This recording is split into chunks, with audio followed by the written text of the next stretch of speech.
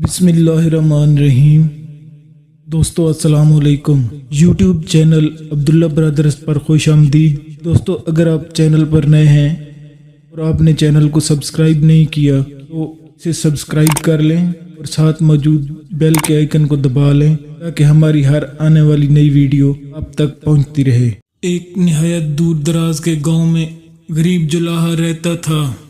جب اس کی شادی ہوئی، بیوی نے چولہا چوکا سنبھالا تو اسے گھی شکر لگا کر روٹی پکا کر دی۔ جلاہے نے جی بھر کر کھائی اور اپنے ہاتھ اپنے بازو سے پونچھ لیے اور کمر سیدھی کرنے کو 2 گھڑی لیٹ گیا۔ گرمیوں کا موسم تھا، مکھیوں نے بازو پر یلغار کر دی۔ جلاہے نے جھلا کر بازو پر ایک ہاتھ جو مارا تو بہت سی مکھیاں وہیں ڈھیر ہو گئیں۔ جب انہیں گنا تو 30 نکلیں۔ جلاہے نے سر اونچا کیا اور اپنی نئی نویلی دلہن پر روب جماتے ہوئے کہا، دیکھی میری بہادری، ایک ہی وار میں 30 کے 30 دشمن ڈھیر کر دیے۔ آئندہ سے تم مجھے 30 مار خان کہہ کر بلانا۔ بیوی نے جواب دیا کہ میں تو کہہ دوں گی، مگر سارا گاؤں تمہاری 7 نسلوں سے واقف ہے، وہ تمہیں کیوں خان مانے گا؟ جلاہے نے فیصلہ کیا کہ گاؤں چھوڑ کر کسی دور دراز علاقے میں چلے جائیں جہاں کوئی جانتا نہ ہو اور وہاں 30 مار خان بن کر رہا جائے۔ چنانچہ انہوں نے اپنا سامان سمیٹا اور دور کے ایک شہر میں پہنچ کر جلاہے نے ملازمت تلاش کرنی شروع کر دی۔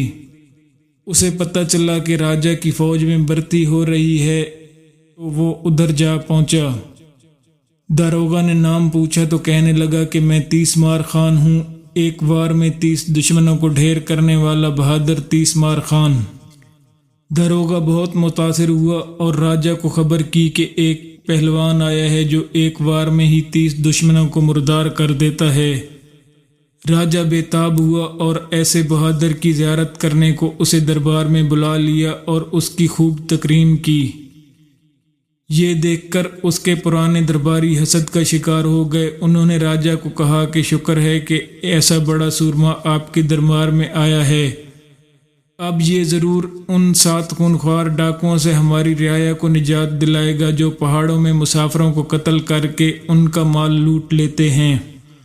راجہ کو مشورہ پسند آیا۔ اس نے 30 مار خان کو 7 پہاڑی ڈاکوؤں کا قلعہ کما کرنے کا حکم دیا۔ 30 مار خان نہایت پریشانی کے عالم میں گھر واپس گیا اور بیوی کو کہا کہ چلو بھاگ چلتے ہیں اس سے پہلے کہ میں جان سے جاؤں۔ بیوی نے اسے تسلی دی اور 7 میٹھے پراٹھے زہر ملا کر پکا دیے اور 30 مار خان کو کہا کہ پہاڑوں پر جاؤ اور کچھ مال اور یہ پراٹھے ایک گٹھڑی میں باندھ لو۔ ڈاکو آئیں تو دور سے ہی ان کو دیکھ کر گٹھڑی پھینک کر بھاگ جانا اور چھپ کر ان کو دیکھتے رہنا۔ 30 مار خان نے یہی کیا۔ ڈاکو نے اسے گٹھڑی پھینک کر بھاگتے دیکھا تو رک کر گٹھڑی کھولی اور اس میں مال و دولت دیکھ کر اسے آپس میں بانٹنے لگے۔ گٹھڑی میں میٹھے پراٹھے دیکھ کر ان کی بھوک کھل گئی، سب نے ایک ایک پراٹھا کھایا اور سب وہیں ڈھیر ہو گئے۔ 30 مار خان چھپ کر انہیں دیکھ رہا تھا۔ اس نے ان کا مال و دولت اور ہتھیار اپنی گٹھڑی میں باندھے اور راجہ کے دربار میں آ کر اس کے سامنے ڈھیر کر دیے۔ راجہ یہ مال دیکھ کر بہت خوش ہوا، لیکن پھر اس نے دیکھا کہ ہتھیار تو کل 7 تھے۔ اس نے پوچھا کہ خان صاحب آپ کے ہتھیار کہاں ہیں؟ 30 مار خان نے فخر سے سر بلند کر کے کہا، مجھے پتہ چلا تھا کہ وہ صرف 7 ہیں، 20-30 آدمی ہوتے تو میں ہتھیار لے کر ان کے مقابلے پر نکلتا، میں تو ایک وار سے ہی 30 کو مار ڈالتا ہوں اور صرف 7 دشمنوں کو مارنے کے لیے تو میرے ہاتھ ہی کافی ہیں۔ راجہ اس کی بات سے بہت متاثر ہوا اور 30 مار خان کو اس نے اپنی فوج کا سپہ سالار بنا دیا۔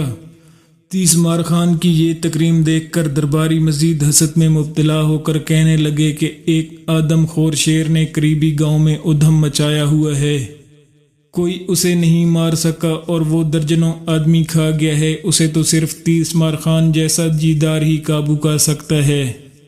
راجہ نے حکم دیا 30 مار خان کو گاؤں کی حویلی میں پہنچایا جائے۔ 30 مار خان اور اس کی بیوی گاؤں میں پہنچے ہی تھے کہ موسلادھار مینہ برسنے لگا اور وہ جلدی کمرے میں گھسے ہی تھے کہ دروازہ کھلا پا کر شیر بھی حویلی میں آن پہنچا۔ تیسمار خان نے دروازے کی جھری سے دیکھا کہ باہر صحن میں شیر گھات لگائے بیٹھا ہے، تو اس نے اونچی آواز میں کہا، تلوار پکڑاؤ، میں ابھی جا کر اس شیر کی بوٹی بوٹی کرتا ہوں۔ بیوی کہنے لگی کہ ٹھہریں خان صاحب، اس اندھیری رات میں شیر بہت خطرناک ہوگا۔ تیسمار خان نے کہا، شیر سے میں کیا ڈرتا ہوں، ایسے 100 شیر مار چکا ہوں، مجھے ڈر تو ٹپکے کا ہے، چھت سے ٹپ ٹپ ٹپکا گر رہا ہے، مجھے اس کا خوف ہے، ایسے 1000 شیروں کو یہ ٹپکا کھا جاتا ہے۔ شیر نے سنا تو وہ ڈر گیا کہ یہ ٹپکا نہ جانے کیا بلا ہے جو 1000 شیروں سے بڑھ کر خطرناک ہے۔ وہ ڈر کر سٹور میں چھپ گیا تاکہ ٹپکے سے بچ سکے۔ تیسمار خان نے یہ دیکھتے ہی دوڑ لگائی اور باہر سے سٹور کا دروازہ بند کر دیا۔ اگلی صبح اس نے راجہ کو پیغام بھیجا کہ اس نے شیر کو زندہ پکڑ لیا ہے۔ راجہ صاحب اپنی سپاہ کے ساتھ آئے تو واقعی کوٹھڑی میں شیر بند تھا۔ انہوں نے تیسمار خان سے پوچھا کہ کن ہتھیاروں سے تم نے شیر کا مقابلہ کیا ہے؟ تیسمار خان نے مونچھوں کو تاؤ دے کر کہا، ہتھیار کیسے، کیا ایک آدم خور شیر کو قابو کرنے کے لیے بھی ہتھیار کی ضرورت ہوتی ہے؟ میں نے اسے دونوں کانوں سے پکڑا اور ادھر کوٹھڑی میں بند کر دیا۔ شیر کو سپاہی پنجرے میں بند کر کے شہر کی طرف لے گئے۔ آگے آگے ہاتھی پر راجہ اور تیسمار خان سوار تھے۔ پرانے درباری یہ دیکھ کر اور بھی جلے اور انہوں نے پڑوس کے دشمن راجہ سے ساز باز کر کے اس ملک پر حملہ کرنے کو راضی کر لیا۔ راجہ کو دشمن کے حملے کی خبر ملی تو اس نے تیسمار خان کو حکم دیا کہ وہ فوج لے کر جائے اور دشمن کا مقابلہ کرے۔ تیسمار خان گھر پہنچا اور بیگم کو کہنے لگا کہ میں تو ساری زندگی کبھی گھوڑے پر نہیں بیٹھا، بہتر یہی ہے کہ ہم بھاگ چلیں۔ پچھلی مرتبہ صرف 7 لوگ تھے جنہیں تم نے پراٹھے کھلائے، مگر اس مرتبہ پورا لشکر ہوگا۔ بیوی نے اسے دلاسا دیا اور کہا کہ تم اپنے پاؤں گھوڑے کی رکابوں میں باندھ لینا اور یوں گھوڑے سے نہیں گرو گے۔ جب حملہ شروع ہو تو اپنا گھوڑا تیز بھگا کر وہاں سے نکل جانا، سب یہی سمجھیں گے تم دشمنوں پر حملہ کرنے جا رہے ہو۔ اگر تمہاری فوج جنگ جیت جائے تو واپس فوج میں مل جانا، اور اگر ہار جائے تو جان بچا کر بھاگ جانا۔ تیسمار خان نے ایسا ہی کیا اور سپاہیوں کو رکابوں سے پاؤں باندھنے کا حکم دیا تو وہ ہکے بکے رہ گئے۔ تیسمار خان نے ان کی حیرت دیکھ کر کہا، دشمن کو دیکھتے ہی میں طیش میں آ جاتا ہوں اور گھوڑا میری رفتار کا ساتھ نہیں دے پاتا، اس لیے گھوڑے کے ساتھ پاؤں باندھنا ضروری ہے۔ سپاہی نے پیر باندھ کر یہ سوچا کہ اب خان صاحب خود گھوڑے کو ایڑ تو نہیں لگا سکتے، اور گھوڑے کی پشت پر ایک کمچی پوری طاقت سے جما دی۔ گھوڑا تیر کی طرح صفوں سے نکلا اور دشمن کی طرف دوڑ پڑا۔ خود کو تن تنہا دشمن کی طرف جاتے ہوئے تیسمار خان کے ہاتھ پاؤں پھول گئے۔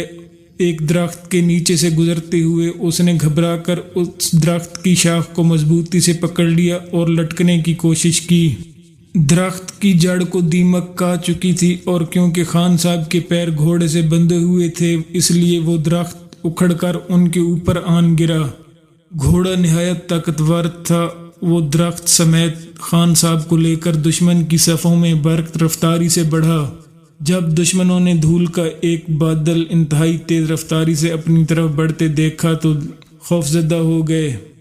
خان صاحب جب قریب گئے تو دشمنوں نے ایک درخت تیر کی مانند اپنی طرف آتا دیکھا اور خوف سے کانپنے لگے کہ کوئی جادوگر ان پر حملہ کر رہا ہے، اور اس کے جادو سے درخت اپنی جڑوں سے اکھڑ کر ان پر حملہ آور ہو گیا ہے۔ یہ دیکھ کر لشکریوں نے ہتھیار پھینکے اور میدان جنگ سے فرار ہو گئے۔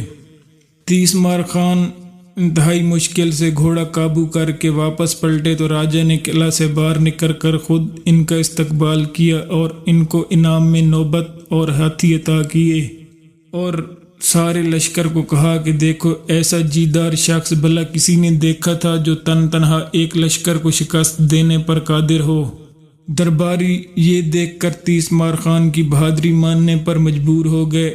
راجہ نے تیسمار خان کے رتبے میں مزید اضافہ کیا اور اسے وزیر اعظم بنا دیا، اور سب ہنسی خوشی رہنے لگے۔